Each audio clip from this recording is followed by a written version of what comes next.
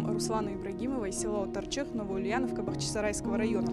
3 августа здесь случился пожар, который в буквальном смысле оставил его без крыши над головой. В момент пожара Руслана Ибрагимова в доме не было, поэтому сам он не пострадал. Akşamüstü oldu. Çıktım çay kanma, televizyon çalışıyordu. Yarım saat çay kandım. Çıktım bakam alevlenip yanıp oturuyor. Söndürmeye özüm neme ettim, söndürülmedim. Telefonumda tapalmadım. Koştum sırada звонить yaptı.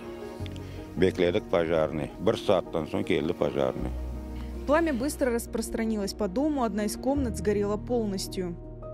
Urbalar yandı, divanlar, şkaflar, mebel, saut sabalar. Son anda instrumentlerim duraydı, çok instrumentim var. Svarışın aparatlar, balgarkar, dreller, şurapavyod, dokumentlerim gitti. Fındıklar yandı, yüzümler, güller.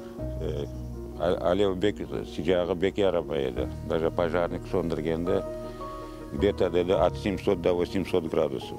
Этот дом многоквартирный, в здании проживают 5 семей, а также располагается фельдшер-акушерский пункт, который тоже пострадал. Огонь перекинулся и на соседние квартиры, уничтожив крышу.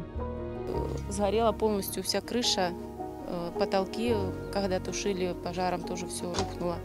Пока помощи нам никто не оказывает, все своими силами. То, что смогли, взяли в кредит, пока начали хоть что-то, потому что если сейчас дожди пойдут, мы вообще останемся без жилья, у нас потолков нет, ничего внутри. Больше всего пострадал Руслан Ибрагимов. Сейчас он вынужден ночевать во дворе.